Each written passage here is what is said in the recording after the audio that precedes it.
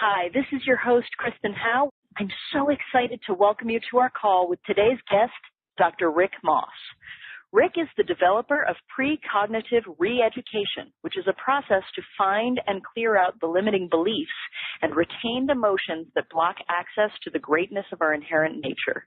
Rick developed this work after teaching meditation for 20 years and realized that wholeness experience alone does not change subconscious patterns and by itself is not enough for transformation. On the call today with Rick, you'll discover how to experience a part of yourself that is the source of profound healing and transformation. You'll discover why you may not be manifesting what you think you want. You'll find out how to embrace an opportunity to heal old childhood pain. You'll find the person inside of you that is going to love you forever, and we'll explore the tremendous difference between love and like. So, Rick, I'm so excited to have you join us today. I just love your energy. Thank you so much for being here, and welcome to the call. Well, thank you, Kristen. I'm really excited about being here. This is such an important topic, both for our well-being personally and for the times. So absolutely. It's really important. I'm delighted to be here. Thank you. Oh, good. We are thrilled to have you here. And what I'd love to have you do is share with us a bit of, your story. How did you get here? How has manifestation affected and worked in your life? Just give us an idea of who you are. That would be my pleasure. I guess the story starts with problems. I was living in a spiritual community outside of Austin, Texas. I had been teaching meditation for 20 years, and I fully believed and taught with great gusto and passion that if one just transcended, if one just entered into that level of pure consciousness, that everything in my life and everyone else's life would change for the good.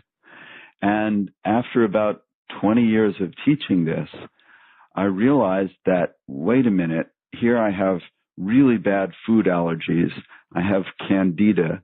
In fact, I had candida so badly that for years I was saying, I can't eat it. I can't eat it. And my son Daniel, who was probably about 7 at the time, came up, tugged on my sleeve and said, Dad, do you still have can't eat it? So candida became can't eat it in our household. And I really had can't eat it. And so I had food allergies, can't eat it.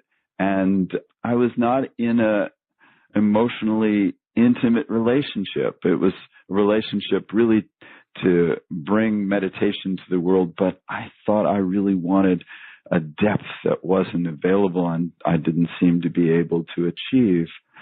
And I had no personal relationship with God. So I had to say, oh my God, if my intent is really to live authentically, to live from my true self, these elements are not facilitating that, and something's in the way, and meditation alone is not going to do it. I had spent 9 months doing the advanced work in Switzerland, and so here I was with a family now and a mortgage, and I wasn't able to go away for another 9 months. So I had to do something new. And actually it was pretty scary because my whole life was tied up in that community. And yet I knew I was willing to do whatever it took to live authentically. And so when I said that out loud to God, to the universe, something marvelous happened. Someone showed up in my life who taught 2 or 3 things that were extremely profound, that were to really set my life on a completely new path. And the first was that they had a deep understanding of the subconscious. And if you've studied in the Indian tradition, which I had for many years, the subconscious is sort of ignored and poo-pooed in that tradition. My teacher would say, why do you want to look at the dust that you're kicking up? Just sweep out the floor and sweep it out the door. You don't have to pay attention to the dust, which was the subconscious thoughts. And so that's what I did. But it didn't work. So here were these patterns. here was an understanding, and here's the bottom line to that understanding. What he taught that is so relevant to every one of us is this. If you want to see what you want, look at what you've got. And this is the idea of manifestation that we're going to look at today. And that is that there are two sources of manifestation. There is this subconscious engine of manifestation. And then there is this soul level, essence level, whole-minded level of manifestation. And it is the soul level manifestation that really pulls to us what our soul wants, what really fulfills us in life.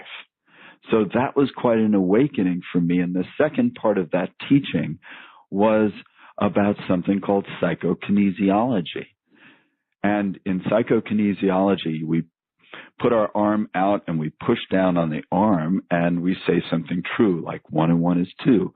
And lo and behold, of course, the arm is strong. And then we'll say something untrue, like 1 and 1 is 3. And when we push down on the arm with the same amount of pressure, the arm weakens, the deltoid muscle releases. And suddenly what we're experiencing is truth makes us strong and untruth makes us weak. So I said to this teacher, yeah, I really want an intimate relationship. And so using muscle testing, he said, okay, well, say I want an intimate relationship. No problem. I want an intimate relationship. And bam, my arm goes straight down as if I'd spoken an untruth. And I go, wait a minute. I know I want an intimate relationship. He said, fine. Say I think I want an intimate relationship.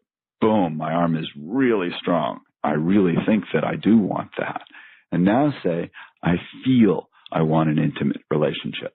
Boom, my arm goes right down. And I go, wait a minute, what is this? Why don't I want what I think I want? And he said, well, what was intimacy like for you with your parents? And I went, well, my dad wasn't around much and my mom was a successful artist. She was gone a lot of times, or she was in her studio and I couldn't connect with her. So when we were together, she probably felt very guilty and her energy was overwhelming and enmeshing. And I found intimacy being either abandonment or enmeshment. And so he said, well, that's what you still think it is. So the understanding that I came away with from that teaching was that the subconscious has no time sense in it.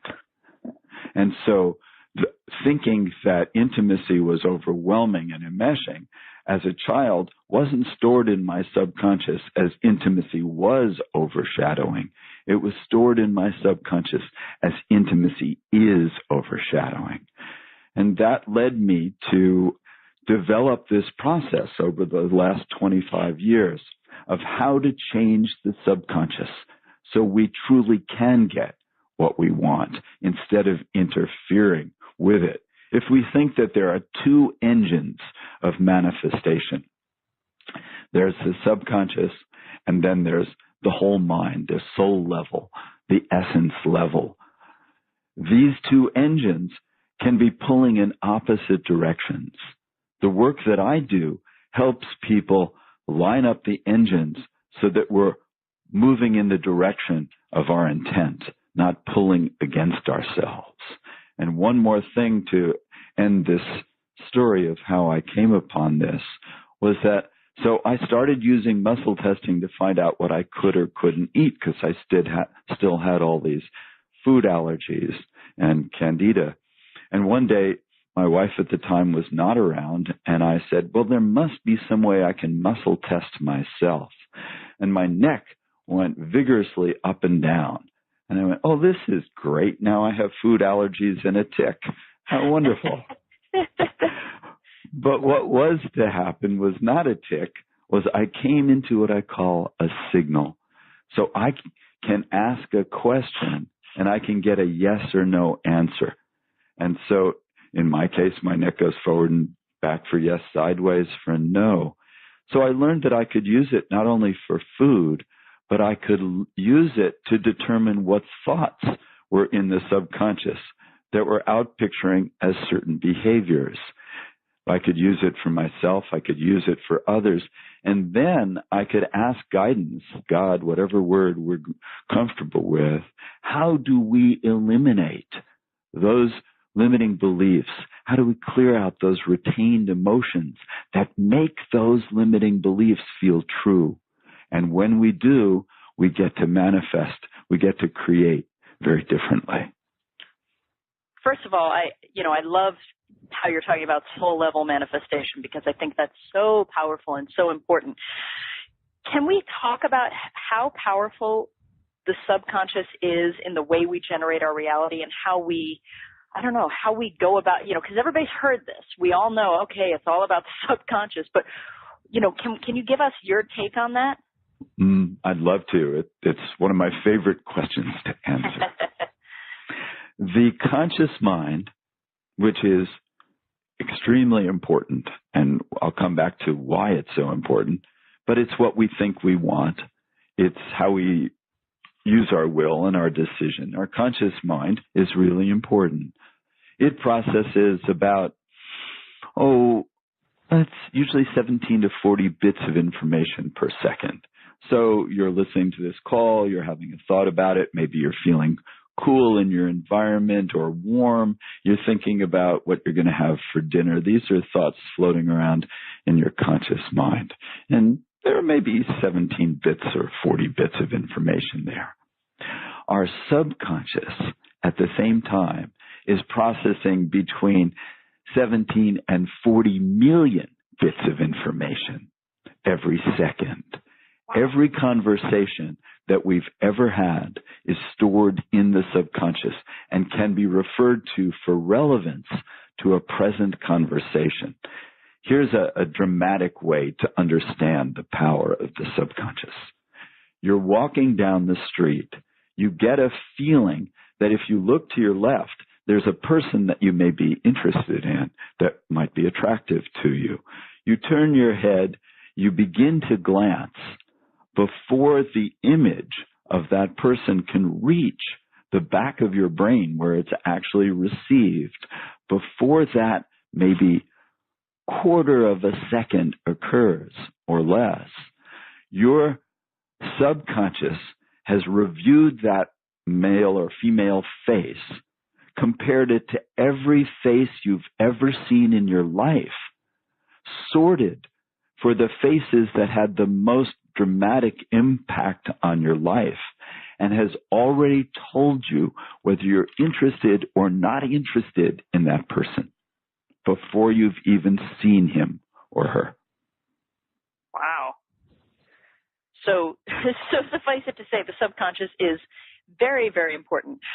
How do we tap into the subconscious? How do we start using that to our benefit as opposed to, because I think a lot of people from the emails and questions that I get feel like, okay, so the subconscious is all important, but I feel kind of dictated by that because I have no idea how to go in and, sort of quote unquote fix what's broken in my subconscious. Got it. So I like the idea of what I was taught those 24 years ago or 5 years ago. If you want to see what your subconscious is programmed to bring into reality, look at your life right now. So you start by looking at your life. Am I in relationship that is loving? All right. Well, maybe I'm not. Or maybe I think I want a loving relationship and I'm looking for it, but I keep attracting to myself people that are not capable of love. All right. So that's where we start. So we start looking at why I don't want a loving relationship, although I think I do. Now, one way that people can start to assess that if they have not developed a signal or internal dowsing or the pendulum ability is they can ask themselves, all right, let's say I get the most wonderful relationship in the world. What would be the downside? What would be the yeah, but? And so yeah, buts can start popping up like, yeah, but they'll leave me. Or, yeah, but I don't deserve it. They're going to find out I'm not very good, kind, lovable, successful. These kind of yeah, buts will start coming up from the subconscious. And then we need to address these limiting aspects of our egoic self. Because here's the bottom line to this. That subconscious, that repository of past experience is not who we are. It's who we think we are. The ego is not who we are. It's a self-created identity. We can go beyond the ego awareness of ourselves to our inherent and divine nature, where our goodness resides, where our godness resides. In my belief and understanding, we are this brilliant individuation of the divine. That is our true nature. This essential true nature is filled with such gifts, such wonder, such grace, such affluence, that what we have to do is get the limited aspect of ourself. Emerson calls it our bloated nothingness. We have to get that bloated nothingness, Emerson says, off of the divine circuits. The work that I do and the work that we'll actually do experientially today is the way of getting that resistance, that fear, that junk, that bloated nothingness off of those divine circuits, so that soul level manifestation can be brought about into reality. There's a beautiful poem. Could I share a short poem with you? Sure, absolutely. And our listeners. It's from Kabir, who lived in the late 1400s to early 1500s in India. He was a weaver by trade, and what he did was weave together all of the great teachings of his time into this profound, deep understanding. There is a spectacular book called Love Poems from God, translated by Daniel Ladinsky, and what Daniel has a gift for is taking these great pieces of literature and putting them in a modern idiom. This is a short poem by Kabir. It says, I would be glad. You are sitting in a wagon being drawn by a horse whose reins you hold. There are two inside of you who can steer, though most never hand the reins to me. So they go from place to place the best they can, though rarely happy. And rarely does their whole body laugh, feeling God's poke in the ribs. If you feel tired, dear, my shoulder is soft. I'd be glad to steer for a while.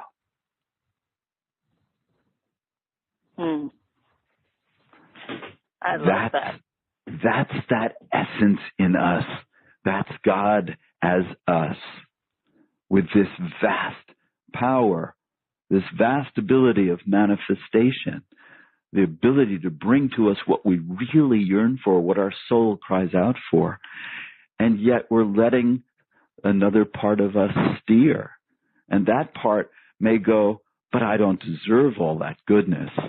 It's as if we have this $1 billion bank account and we don't go to the bank, so we can't withdraw it. What a great way of putting it. I love that. I know everybody now is going, wait a minute. That's a good point. I have $1 billion bank account. Oh, no.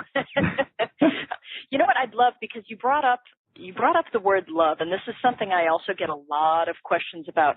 Can you describe, because I know you say that there is a profound difference between love and like. Can you talk about that, and also maybe give us a better way to understand unconditional love? Because I think that's perfect. A term that is very misunderstood. Perfect. I'd love to.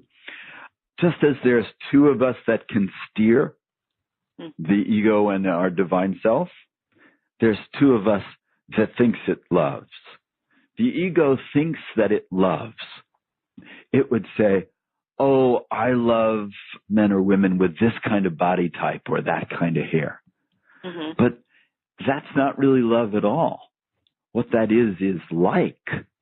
And the ego's version of love, which is like, I like that very strongly, means that it gives me something that I want.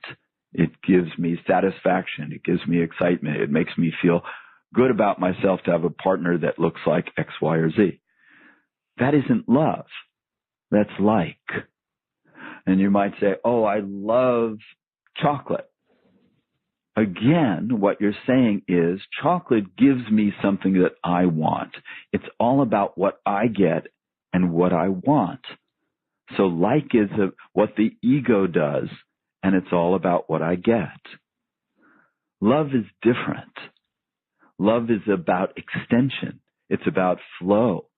It's about extending ourselves, giving ourselves.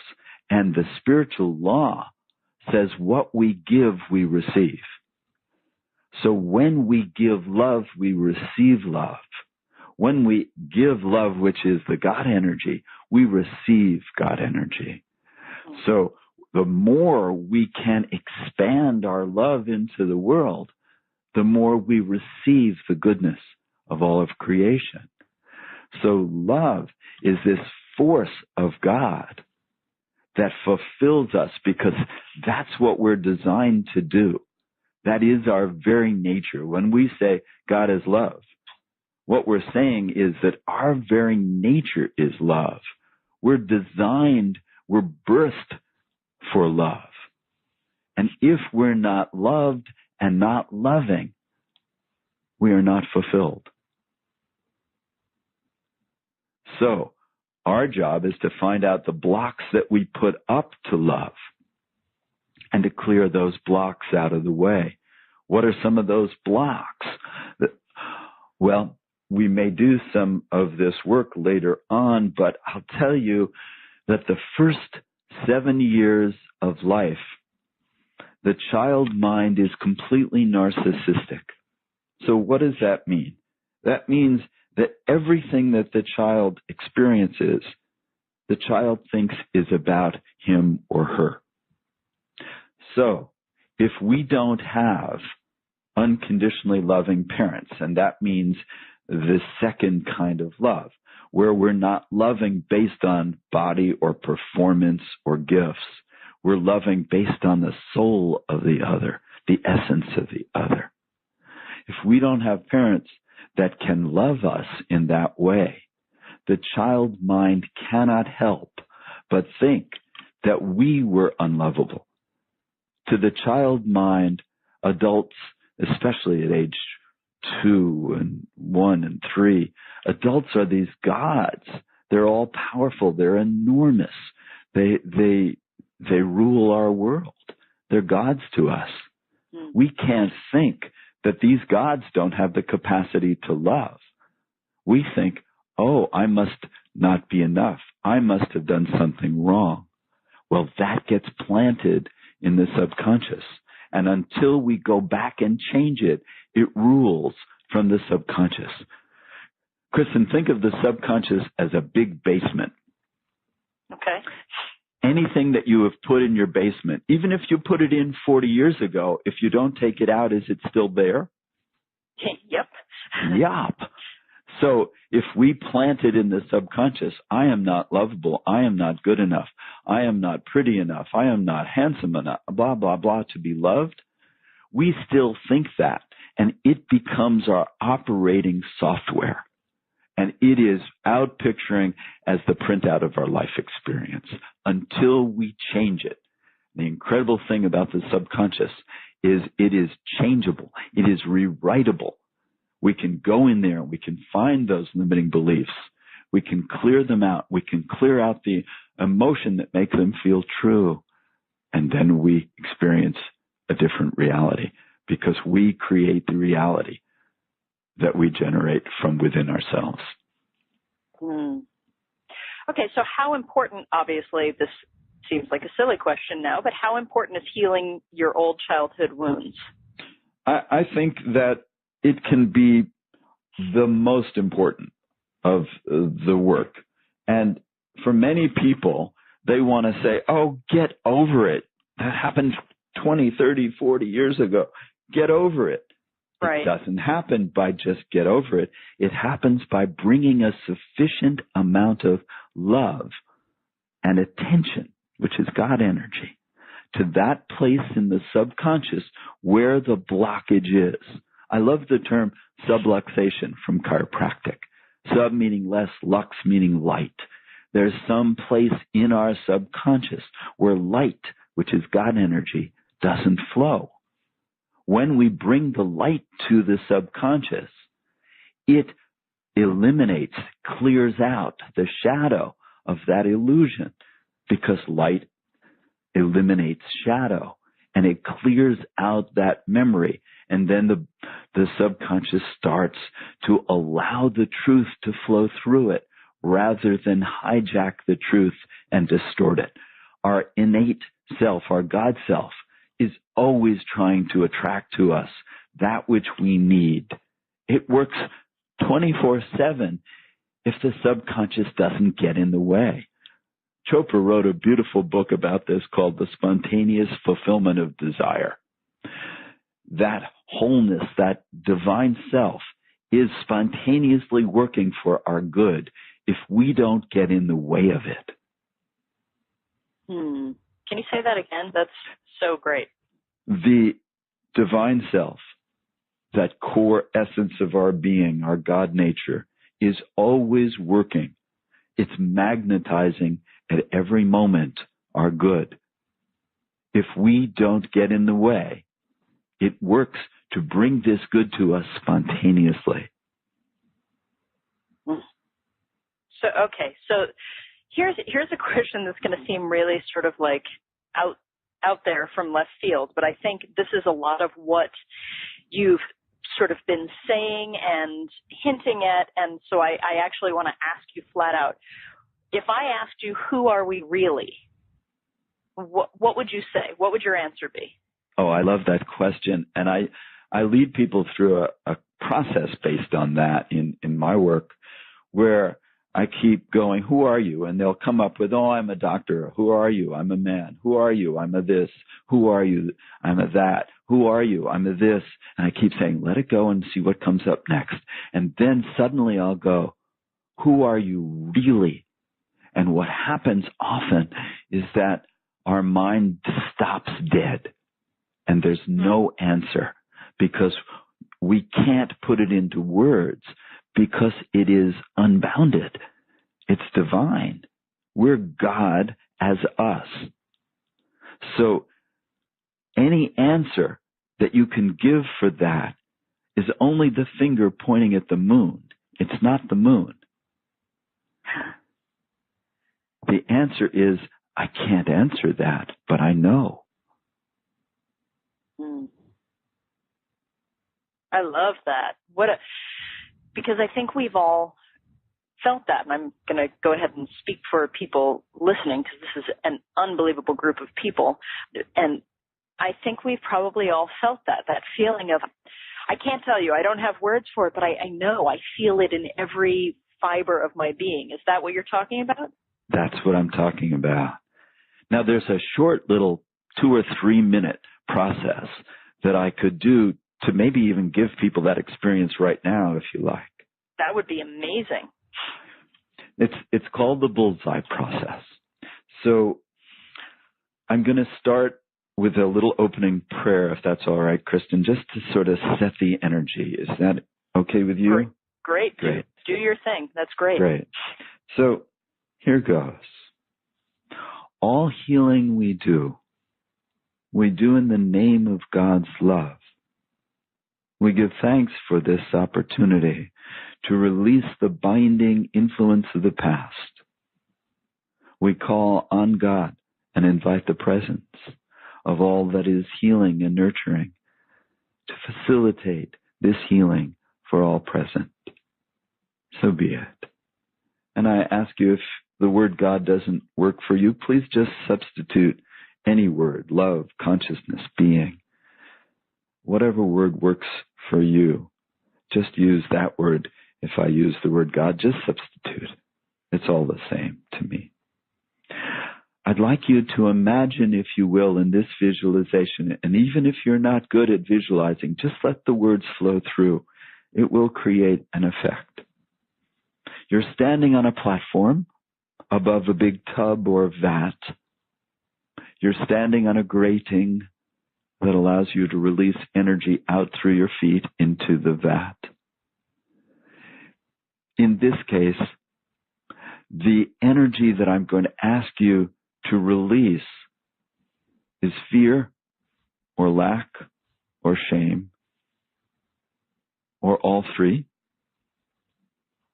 Any of those words or all three of them, I ask you to think of that energy now as this thick energy within you. Give it a color. Maybe it's red, maybe it's black, maybe whatever.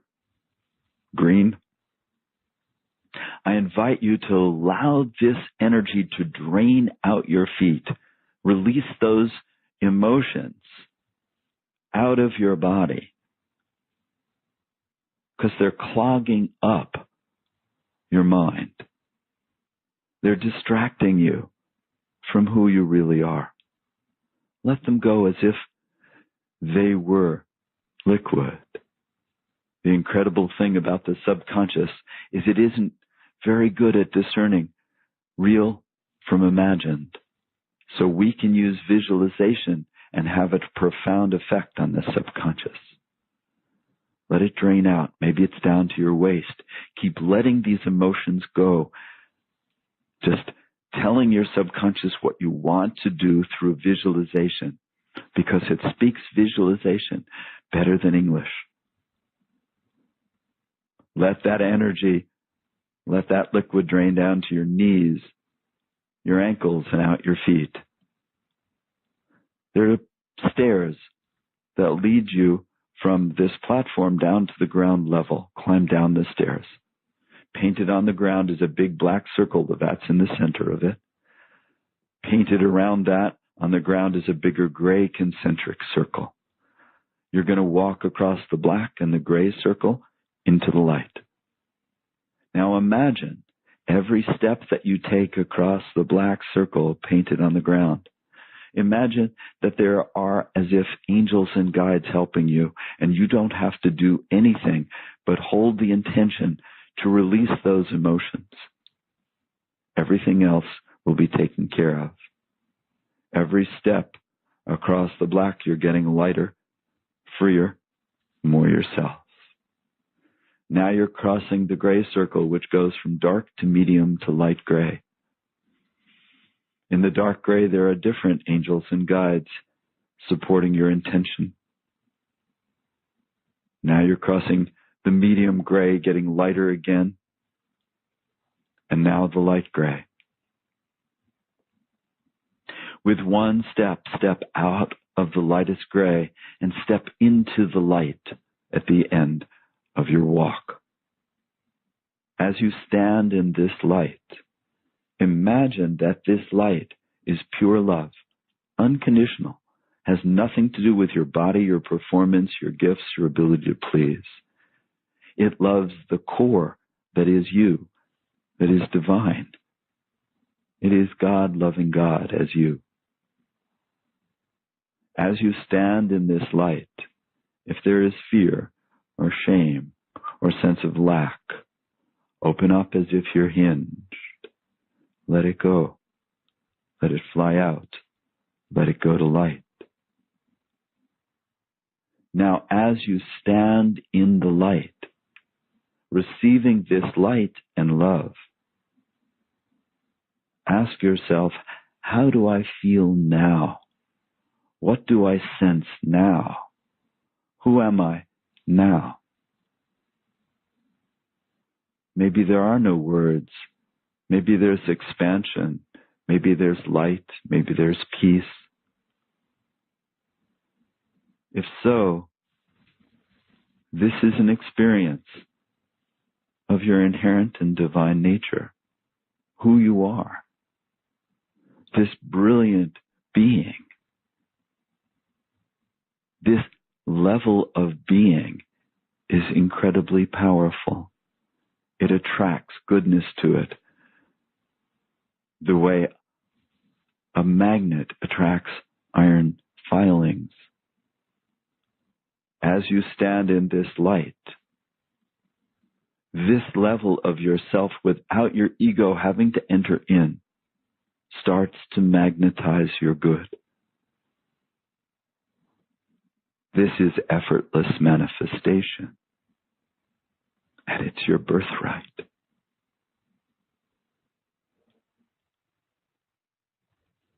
Now, to complete this process, we go back to where we left that energy so we can de-identify with it. And you walk in the direction of the vat and the light comes with you. As you cross the grays, they turn to light. As you cross the black on the ground, it turns to light. You go to touch the vat, it disappears. Why? Because the light has come. And we know what shadows do in the light, they disappear. And this leaves you standing in the light as your divine and inherent self activated within you, enlivened within you, as this engine of manifestation, this magnet of good, attracting to you fulfillment, love, joy, affluence. And so we ask that this healing be integrated through all time, space, dimensions, interdimensions, throughout the hologram of life and existence. And so it is.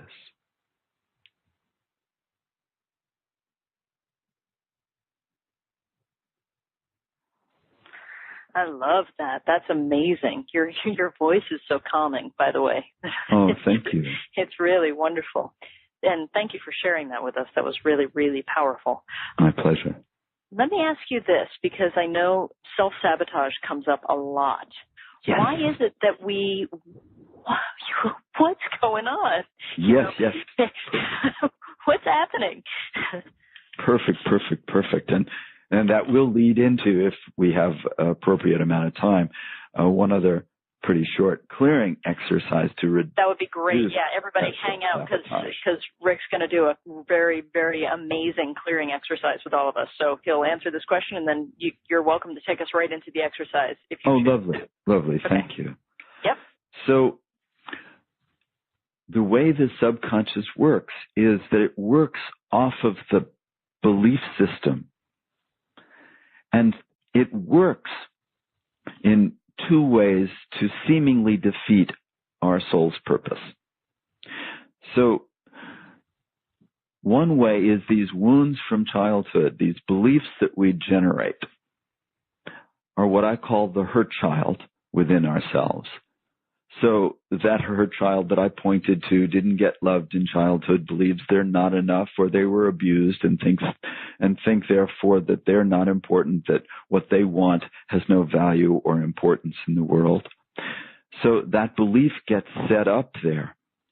We have a separate part in the subconscious, which is, I call the adapted personality.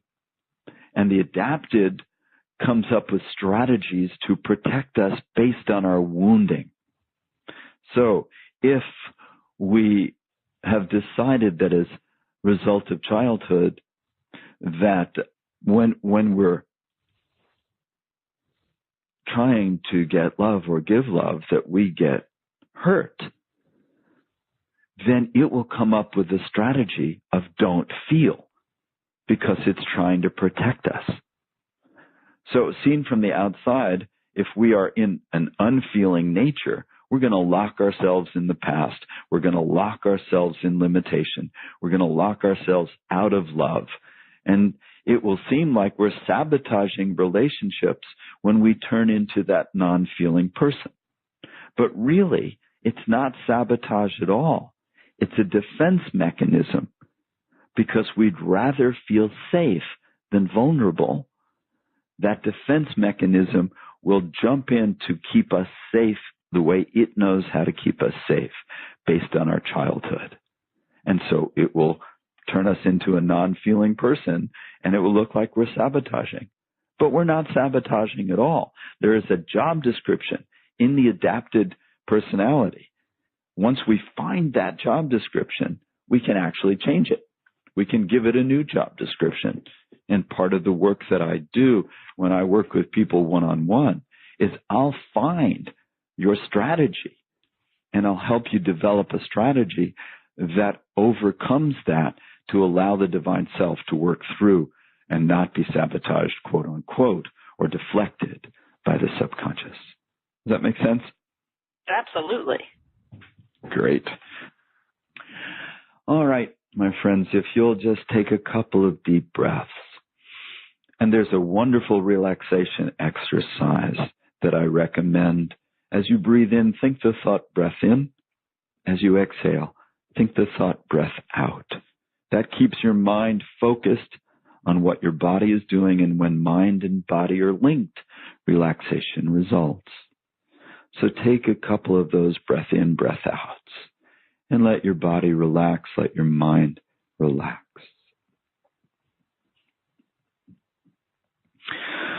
And a sigh, letting go of any tension. Great, and here we go. I'd like you to think the thought. It's a limiting belief, and when I ask you to think it, you may go, I don't want to think that. I don't want to program my mind with that negative thought. My response is, you have that program in your subconscious, perhaps. You've had it there for 20, 30, 40, 60 years. It's not going to hurt anything. It's going to help to activate that thought so that you can clear it out, because you need to activate that which you're going to release. In Indian philosophy, they say it takes a thorn to remove a thorn.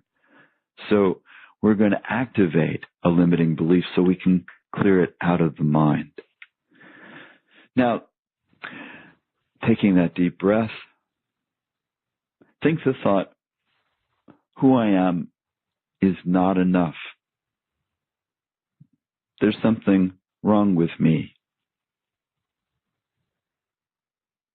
I really don't deserve what I want. These thoughts will trigger something in your subconscious related to this. You may feel it, you may not. But I can assure you, we all have some level of that misperception. So, that part we're going to call a hurt child within ourselves. And we're going to say that he or she is probably about 3 or 4. We are not that child. That child is just a memory, an emotion. But when we bring our awareness to that bubble of memory and emotion, we feel a vibration of childhood, of littleness, of unimportance. But we're not that. We are the consciousness that stands in the light. So imagine that you're standing in that light that we worked with. This column of light, which is pure love, which you don't have to earn, which you could never lose. Pure love. From this column of light, you look out and you see that little boy or girl at 3 or 4. Can you find within yourself a feeling of love, of compassion for that child? They're thinking they don't deserve. If you look at that child and you ask yourself, does that child deserve to be loved? What's the answer? If you are truly in this place, which I call the loving adult, you will know you're there because your answer will be, of course that child deserves to be loved. If you're not there, go back and stand in the light a little more. And then come back into this process. Go in your mind to that child and tell that child that you have come to love him or her. that you are their unconditionally loving adult. It was never meant to be their parents who could love that child 24/7. Even the best parents couldn't do it 24/7. But you can, because this part of you is divinity in action. This is your divine loving self in action. It is really God loving you through this part that is occurring. As you go to that child with the idea that this child is love-worthy, imagine spending a day with that child, giving that child your attention, your affection, your appreciation, your acceptance, just as she or he is. They don't have to earn it. Imagine the effect of that love. Imagine a week going by. You don't have to imagine what you do. Just feel the caring. Feel the love. That's the power coming through you to a place in your mind where it is not yet. Imagine how that child would feel after a week of being loved unconditionally. How about after a month? Imagine a month of love. How has that child changed? Now imagine that you're there for 6 months, every day, every moment, protecting that child from harm, loving that child. How does that child start to change their sense of themselves? How about after a year and 2 years and 5 years? Maybe this child is 7 or 8. This child now, in this visualization, is going to grow up differently than you did. Follow this child's life. Don't follow your own. Follow this child's trajectory, their path. How is this child at 12 and 14? Not what you were like. What is this child like? How does this child enter into relationships? 16, 18, 20. They know they're lovable because you love them. So they will attract and they will be interested in people who love them. What you're seeing is effortless manifestation. Love in us effortlessly attracts love outside of us. What is this person like at 25? Have they found their way in the world? Have they found their path, their dharma? This love, this essence, this core will seek to express itself perfectly if we don't get in the way at the ego level, at the subconscious level. And it will be attracting to itself, magnetizing learnings and gifts that help it grow, move in the direction of its greatest purpose. What is this person like at 30 and 35? This person will be creating affluence. The word is really important. It's reminiscent of fluent. It means effortless flow. In effortless flow, we attract abundance. In effortless flow, in affluence, we attract, we manifest all that we need. This child is manifesting in the world from their core self. Soul level manifestation. What is this child like at 40? Even if you're not 40. As you describe this child now, you will probably use the words that I've heard over and over, that this being at 40, grown up with love and safety and protection and affluence, this child is self-confident, grounded, loving, capable, abundant, joyful, successful.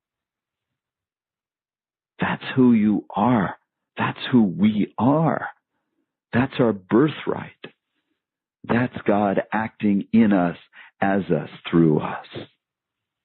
This is a beautiful demonstration of who we are and how we manifest when we don't get in the way at the subconscious level. Having cleared away this limiting belief that I don't deserve. If you were to ask this grown person at 40, do you think you don't deserve? What would they say? They'd laugh at you. If you would ask them, do you think you're unlovable? Of course not. They'd laugh at you. That's what it feels like when we clear away one of these bubbles of illusion, of misperception, and open the mind up to its true nature. And so we ask that this clearing be integrated through all time, space, dimensions, and interdimensions, throughout the hologram of life and existence, through every part and particle of our being. And so it is. Amazing. Thank you. Again, your voice is just, it's so perfect. So thank you for sharing that. That was truly, I felt transported. I don't know if that's how I was supposed to feel, but that is how I felt. Hopefully transported to your true self. That's exactly what it felt like. And now I feel very centered, very clear. So that's great. And I feel completely out of my head. Beautiful. In a good way. That's a good thing. Yeah. So that's really powerful. So thank you so much for sharing that. Now, I'm really curious, for everybody listening here today, I'm sure it would be amazing if you could share with us a few of the turnarounds that you've seen from people who have applied what you teach and your work. Gosh, there are so many. I got a chance to work with Louise Hay, and she noticed within a couple of sessions the dramatic change around for her, and she said, you have a remarkable and great gift to share with the world. Got a chance to work with Candace Pert, who was in What the Bleep Do We Know? She was featured in that, and she experienced what she called a truly miraculous healing. I just got an email from someone who identified himself as David from San Francisco, and he used one of the MP3s that I have called Only Everything Fulfills a Child of God. And he didn't have a job, and his health was keeping him away from working. He said all he did was use it 3 times a day for a month, at the end of which he had found just the kind of work that he wanted, that he had been looking for quite a while. And his health was such that it allowed him to fulfill that job.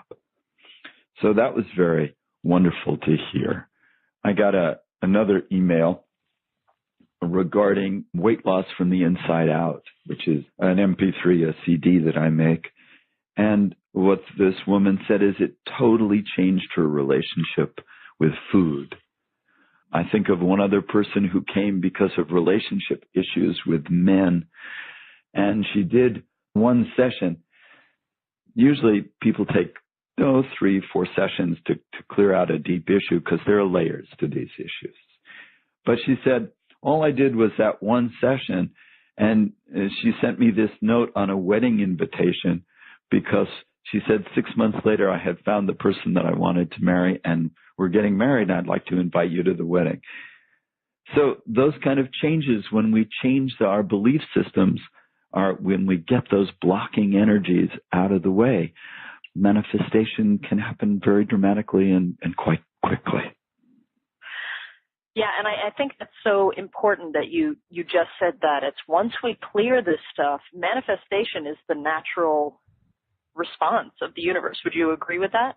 Absolutely.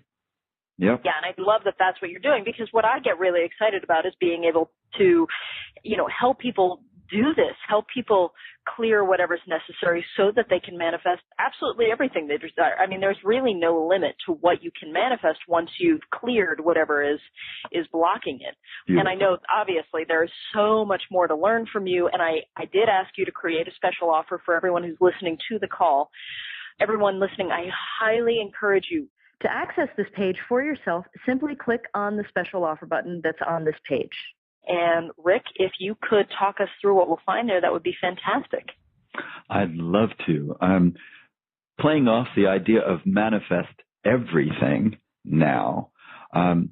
Instead of just focusing on manifesting one thing or another, this special offer is an opportunity to work with my whole library of MP3 downloads so that you can literally manifest in all the areas that you would like to manifest in your life. So with all of these downloads, you can attention various areas in your life. There's one that is reparenting ourselves, healing mother-father issues, so that we can attention some of the wounds from childhood and clear them out.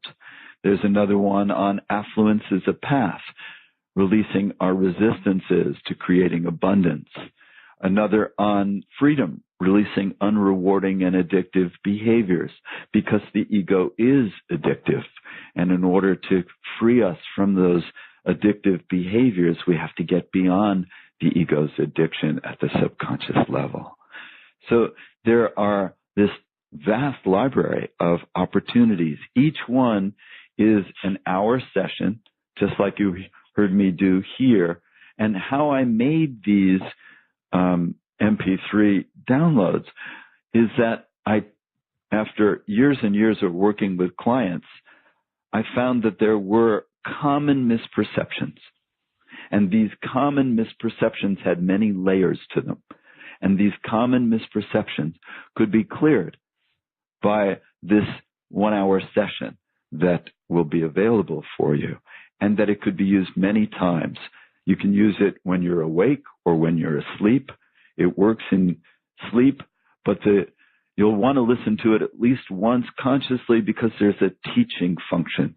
There's information that really helps us in our growth in the teaching function, as well as the clearing function, which can take place while we're asleep.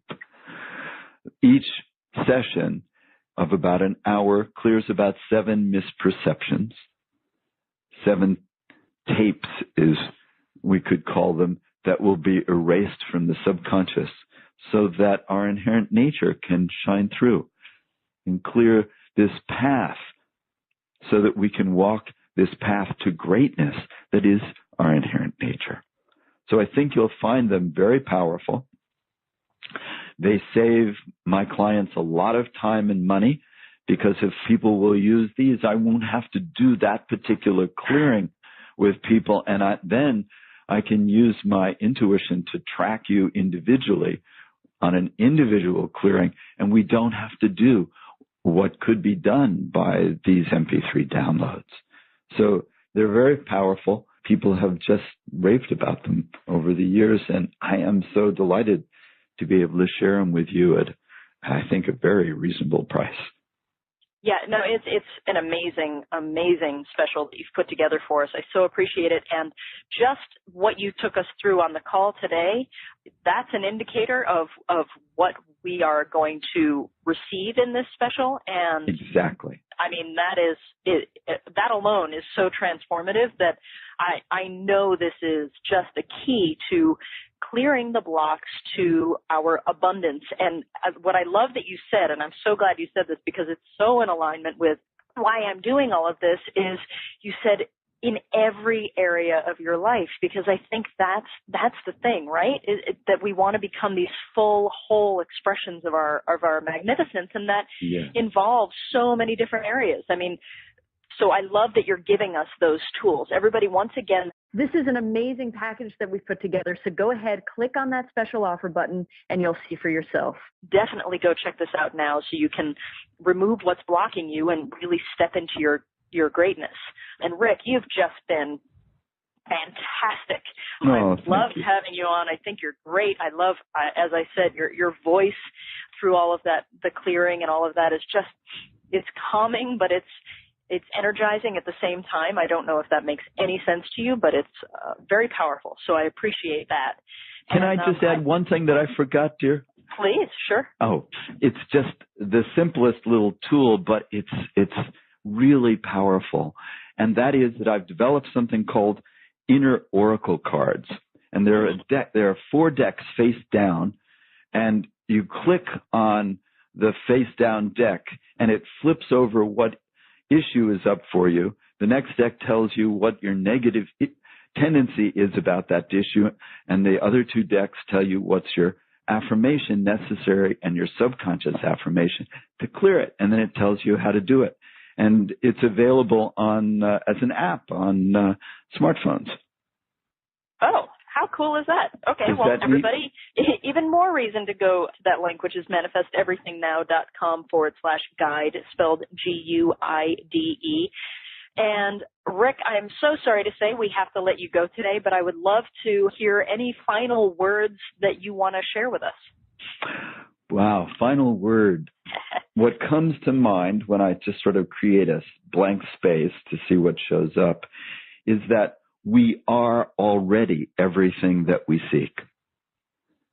It's not that we have to go create it or find it. It's we have to liberate it.